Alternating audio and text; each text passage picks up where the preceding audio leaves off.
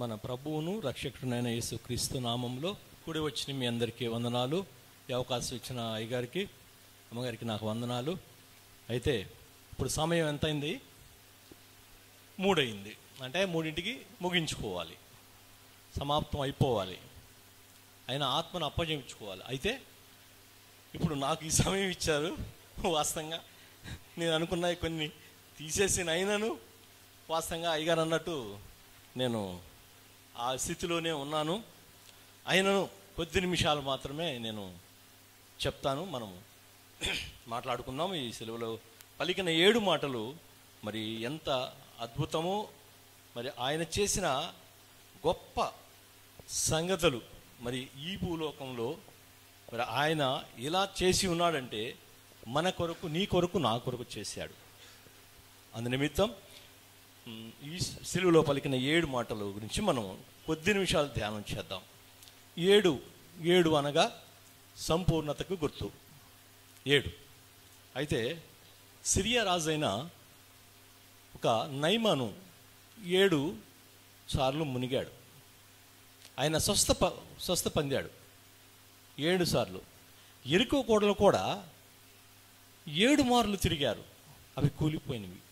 ఇప్పుడు కూడా దేవుడు మనం మరి 2024 సంవత్సరాల క్రితము మరి ఈ యొక్క అమూల్యమైన మాటలు పలికి ఉండగా, మన దేవాతి దేవుడై ఉండగా మరి ఈ 7 మాటలు కూడా ఎంతో పవిత్రమైనవి, మనకి ఉపయోగకరమైనవి.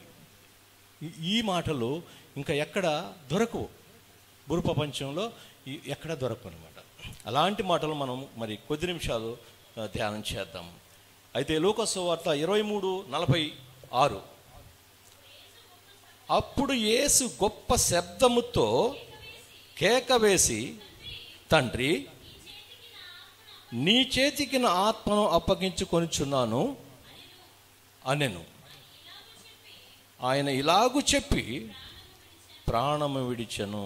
చూడండి, అయితే ఆయన చేతికి ఆత్మను అప్పచెప్పుకున్నాడు. ఆత్మను ప్రాణము విడిచాడన్నాడు. అంటే ఆత్మ వేరు, ప్రాణం వేరా? 2 ఒకటేనా? వేరు వేరు. అట్లనే ఇక్కడ కూడా హెబ్రీ పత్రిక 4:12 కూడా ఒకసారి చూడండి. హెబ్రీ పత్రిక 4:12, ఎందుకనగా దేవుని వాక్యము సజీవమై బలము గలగదై 2 అంచులు గల ఎటువంటి ఖడ్గము కంటేను వాడిగా ఉండి ప్రాణాత్మలను, చాలమ్మా, ప్రాణాత్మలను, ప్రాణము ఆత్మ 2 ఉన్నవి కదా. అలాగే మరి ప్రాణాత్మలను మరి ఆయన దేవునికి ఏం చేస్తున్నాడు? ఆత్మనే అప్పగిస్తున్నాడు, ప్రాణాన్ని విడిచిపెడుతున్నాడు. దేవుని దగ్గరికి ఆత్మ వెళ్తుంది. అలాగే ప్రతి ఒక్కరూ మనం చనిపోవాల్సిందే, ఎవరైనా సరే. ఈ భూమి మీద ఉండేవారు ఎవరూ లేరు. అయితే కొంత వయసు వచ్చిన తర్వాత, ముసలితనం వచ్చిన తర్వాత కొంతమంది మనకైతే అనుకోని రీతిగా యాక్సిడెంట్లుగా చనిపోయే పరిస్థితులు కూడా ఉండవి ఈ భూలోకంలో జీవించే వారికి. అలాంటి పరిస్థితుల్లో మరి దేవాతి దేవునికి ఆయన లేఖనాలు నెరవేరినట్టుగా మరి ఆయన వచ్చినట్టు, ఆయన సమయము, ఆయన ప్రతి పరిస్థితి ఆయన ముందుగానే లేఖనాలు తెలియబడి ఉన్నవి. అలాగే ప్రసంగి 12:7 సత్యమ్మ. ప్రసంగి 12:7,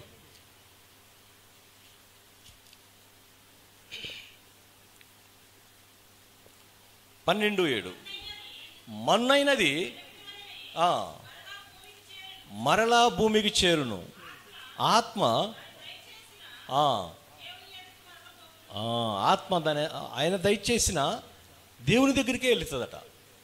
ఏంటి మన్నంటే? ఇప్పుడు ఆదికాండంలో కూడా 2:7 కూడా ఉంటుంది కదా. మనిషి మట్టి తీసుకొని జీవాయువు ఊదగా నరును జీవాయువు అయ్యాడు. అలాగే మనం మట్టి ఇక్కడ మట్టిలోనే కలుస్తాం, ఆత్మ అయితే దేవుని దగ్గరికి వెళ్తుంది. అలాగే మనం ఎవరైనా సరే ఈ భూలోకంలో జన్మించాలంటే మరి పవిత్రంగాను మరి మన ఆత్మ ఆయనకు అప్పచెప్పే విధంగా ఉందా లేదా అనేది మనం కూడా ఒకసారి పరీక్షించుకోవాలి. మరి మరి ఆయన ఈ భూలోకం వచ్చి మరి 33.5 సంవత్సరాలు జీవించి మరి 12 గంటలు దాకా మరి ఇంత శ్రమపడి ఆయన ఎంత ముద్దయ్యి అలాంటి పరిస్థితిలో ఆయన మరి మన కొరకు యాగమయ్యాడు. మరి ఆయన ఎంతగానో శ్రమించి బాధపడి మరి ఆయన అంత అవసరం లేదు, అయినను మన కొరకు ఆయన శ్రమపడ్డాడు, సిలువ వేయబడ్డాడు. అలాగే యోహాను సువార్త 17:4 చదవమ్మా. చేయుటకు నీవు నాకు ఇచ్చిన పని నేను సంపూర్ణముగా నెరవేర్చి భూమి మీద నిన్ను మహిమపరిస్థితిని చూడండి. ఆయన దేవుడు పంపించాడు, అయ్యా ఈ భూమి మీద ఈ పని చేసి రమ్మని పంపిస్తే ఆయన ఏం చేశాడమ్మా? మనం ఏదన్నా పని ఇచ్చాము అంటే, ఇప్పుడు మందిరం తరపున ఇంకేదన్నా సరే ఏమన్నా పని ఇచ్చామంటే మనకి మరి అది సంపూర్ణం చేయాలి. నాకు చెప్తారా, ఇంకా ఉన్నారు కదా అనే పరిస్థితులు మనలో ఉంటవి కొంతమందిలో. అలాగే మరి దేవాతి దేవుడైన మరి కుమారుడు మరి ఆయన చేయటానికి పని చేసి మరి సంపూర్ణం చేసుకొని ఆయనకి అప్పగించుకున్నాడు. అలాగే యోహాను సువార్త 10:18 కూడా చూడమ్మా. 10:18 యోహాను, ఎవడను నా ప్రాణము తీసుకొనడు, నా అంతటకు నేనే దాన్ని పెట్టుచున్నాను, దాన్ని పెట్టుటకు నాకు అధికారం కలదు, దాన్ని తీసుకుంటూ కూడా నాకు అధికారం కలదు, నా తండ్రి వలన. చూడండి, అంటే విషయం ఏంటంటే కొంతమంది అనుకుంటారు ఎందుకు సిలువ వేయబడాలి, ఆయన ఎందుకు ఇచ్చేయాలి అని అంటారు కదా. అట్లనే లేఖనాలు నెరవేర్చడం కోసము నా తండ్రి చెప్పిన మాటలు నెరవేర్చాలి కాబట్టి ఒకరు నా ప్రాణం తీయటానికి అంత శక్తి వాళ్ళకి లేదు. పిలాతు కూడా అంటాడు, అయ్యా ఏదన్నా ఉంటే చెప్పు, అయ్యా నీ విషయం ఏదన్నా ఉంటే చెప్పు, నేను హెల్ప్ చేస్తా, సహాయం చేస్తా అని అడుగుతాడు. పిలాతు అడుగుతాడట. అయితే ఆయనకి ఏం చెప్తాడంటే, అయ్యా నేను అట్లా అంటే చాలు సైన్యం తిరిగిద్ది నాకు మీరు ఒక్క మాట సెలవిస్తే చాలు, ఎన్నో యుద్ధ క్షణాలు దిగుతాయి నా దగ్గరికి, నేను నీ చిత్తం కానియండి అంతవరకే, అంతేగాని నేనేదో చెప్పుకొని నీకు నన్ను రక్షించు, నాకు ఏదో ఒక రకంగా తప్పించు అంటానికి వీల్లేదు. అది నా చిత్తము, దేవుని చిత్తమై ఉన్నది. నేను చేయటానికే నెరవేర్చడానికే నేను వచ్చి ఉన్నాను అని మనసులో అనుకొని, అయ్యా నాకేం అవసరం లేదని చెప్పేసి మెదలకుండా మౌనంగా ఉన్నాడు. అంటే అడిగాడు, ఏదైనా మంచి వాళ్ళలాగా ఉన్నారు, మరి ఇలాంటి పరిస్థితుల్లో ఎవరిని చూడలేదు నేను అని. పిలాతు కూడా అయ్యా ఏదైనా అవకాశం ఉంటే చెప్పు, దాన్ని తప్పించడానికి నాకు అధికారం ఉంది అని అంటాడు. మీరు తప్పించే పరిస్థితులు నాకు అవసరం లేదని చెప్పేసినని అంటాడనమాట.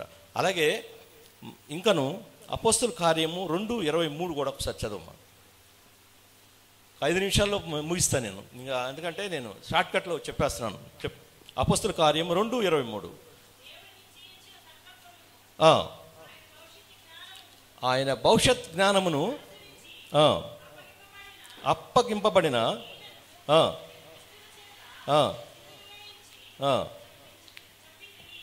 చూడండి, అప్పగింప చదువమ్మా. ఈయనను దుష్టుల చేత చంపితిరి అంటే ఇక్కడ ఏమంటాడు చూడు, ప్రాణము విడిచెను. ఇక్కడ ఏంటి, అక్కడ ఏమంటాడు, అప్పుడు యేసు గొప్ప శబ్దంతో కేక వేసి, తండ్రి నీ చేతికి నా ఆత్మను అప్పగించుకొనిచున్నాను అనను.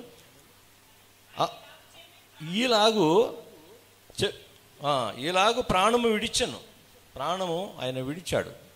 అంటే నువ్వు ఏం చెప్పినా ఏం చేసినా సరే ఆ ప్రాణం విడిస్తే ఇక ఆ యొక్క పరిస్థితులన్నీ ఏమవుతాయంటే ప్రాణము వేరు ఆత్మ వేరు. అలాంటి పరిస్థితిలో మరి ఎంతగానో. అట్లనే పేతురు 1 పేతురు 1:19 ఒకసారి చదవమా. జగత్ పునాది వేయక మునిపే ఆయనకి రక్తము చేత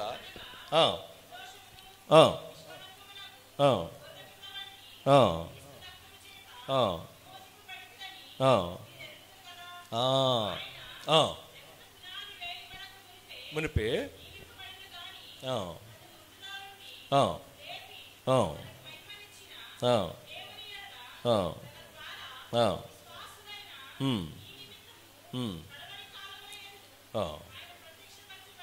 చాలమ్మా. ఆయన ఏంటంటే ఈ విషయాలన్నీ జగత్ పునాది వేయకమునిపే దేవుడు లేఖనాలు రాసిపెట్టి ఉన్నాడు. ఈ యొక్క నెరవేర్పాలని చెప్పేసి ఆ యొక్క పరిస్థితులని మన కొరకు మరి ఆ అమూల్యమైన రక్తం కార్చి చిలువ ఎక్కి మరి అలాంటి పరిస్థితుల్లో కూడా మన కొరకు ఆయన శ్రమ పడ్డాడు. అలాంటి పరిస్థితుల్లో మనం కూడా మరి ఆ యొక్క శ్రమలు గుర్తు చేసుకుంటున్నామంటే సంవత్సరానికి ఒకసారి మనం గుర్తు చేసుకుంటున్నాం. మన ప్రతి దినము గుర్తు చేసుకోవాలి, ప్రతిరోజు ప్రతి వారము. అంటే అలా గుడ్ ఫ్రైడే రోజే కాదు. గుడ్ ఫ్రైడే అంటే ఇప్పుడు మనకి ఏంటి, చనిపోతే మరి ఫస్ట్ మాటలో చెప్పినట్టుగా చనిపోతే ఆ ఇంట్లో వేదన ఏదైనా అశుభం అని అంటారు. బట్ ఇక్కడ చనిపోతే ఆయన ఏంటి గుడ్ ఫ్రైడే మంచి శుక్రవారం అంటున్నారు. ఏంటి అంటే ఈ మన మానవాళికి ఆయన ప్రాణం పెట్టి ఉన్నాడు కాబట్టి మనకి శుభ శుక్రవారం అయింది, మంచి శుక్రవారం అయింది. అంతేగాని ఎవరో చనిపోతే కాదు. అంటే ఆయన కూడా మరి ఆయన ఆత్మ దేవుని దగ్గరికి వెళ్ళాలంటే మన ఆత్మను కూడా మరి ఎలా వెళ్ళాలి అని కొన్ని చూసుకొని లేఖనాలతో మనం ముగించుకుందాం.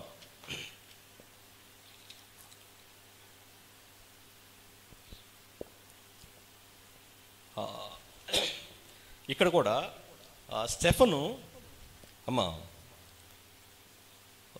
పేతురు పత్రిక అపోస్తలుల కార్యం 7:59 ఒకసారి చదవమ్మా. 7:50 ముగిస్తున్నాను.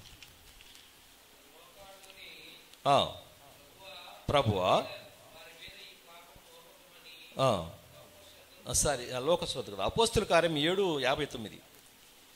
అపోస్తలుల కార్యం 7:59. యేసు ప్రభువా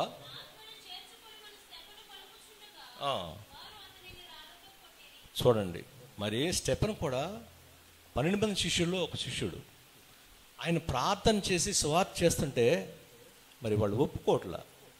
ఈ యొక్క ప్రజలు ఏమంటున్నాడు, వాళ్ళు రాళ్ళతో కొట్టారట ప్రార్థన చేస్తే. చివరికి చనిపోయే మూమెంట్లో ఏమంటున్నాడంటే, ఏమంటున్నాడమ్మా, నా ఆత్మను చేర్చుకొనమని వారు అతను రాళ్ళతో కొట్టారు. అంటే ఇక నా పరిస్థితి ఇక్కడ ముగించిందయ్యా, నేను ఈ క్షణమే నుంచే నీ దగ్గరకు ఉండాలని చెప్పేసి నా ఆత్మను నీ దగ్గర చేర్చుకోయ్యా అని ప్రార్థన చేస్తున్నాడు. మనము కూడా మన ఆత్మలు కూడా ఈ కొద్ది కాలం ఇక్కడ జీవించేది. ఇక్కడ చనిపోయిన తర్వాత మనం ప్రార్థన చేయడానికి ఉండదు, మనకి చేయటానికి ఏ పని రాదు, అక్కడ ఏమి మాట్లాడటానికి జ్ఞానం ఉండదు, ఏమి ఉండదు. అలాంటిది మనం బతికుండగానే మనము ఆయన ఆత్మను చేర్చుకోవటానికి అటువంటి యోగ్యమైన బాధ్యతగా మనం ప్రార్థన ఆయనలో ఎదుగుతున్నామా లేదా? స్టెఫెను ఎదిగాడు. ఆయన అంత ధైర్యంగా, అయ్యా నా ఆత్మ ఈ భూలోకంలో ఇక నాకు ముగిసిపోయింది, వీరు రాళ్లతో చంపుతున్నారు, అయినను ఆ చంపే సమయంలో కూడా నా ఆత్మనయ్యా నీ దగ్గర చేర్చుకోమని అడుగుతున్నాడు. అలాగే మనం కూడా మన ఆత్మలు కూడా ఎక్కడుంటవి మరి, అక్కడ అగ్ని ఆరదు, పురుగు చావదు. అలాంటి పరిస్థితుల్లో లాజరు కూడా మరి చనిపోయాడు. ధనవంతుడు చనిపోయాడు, ధనవంతుడికి డైరెక్ట్గా ఆడ వెళ్ళిపోయాడు. లాజర్ అయితే దేవదూతలు దిగొచ్చి తీసుకుని పోయాయి. అయితే అక్కడ పరిస్థితులు ఏంటి, ఎప్పుడు కూడా పురుగు సావదు, అగ్ని ఆరదు. అలాంటి పరిస్థితులు మనం ఉన్నాం కాబట్టి మనం కూడా ఆత్మలు, మన ఆత్మ ఆయన దగ్గరికి చేరాలంటే మరి మనం కూడా అలాంటి పరిస్థితుల్లో ప్రార్థన చేయాలి, అట్టి ఇదిలో ఉండాలి. అయితే 1 పేతురు 4:18-19 ఒకసారి చేయమ్మా. 1 పేతురు 4:18-19 చివరి ముగిస్తున్నాను. మరియు నీతిమంతులు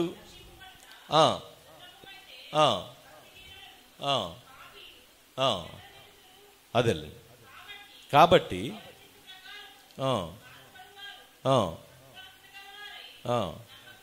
నమ్మకమైన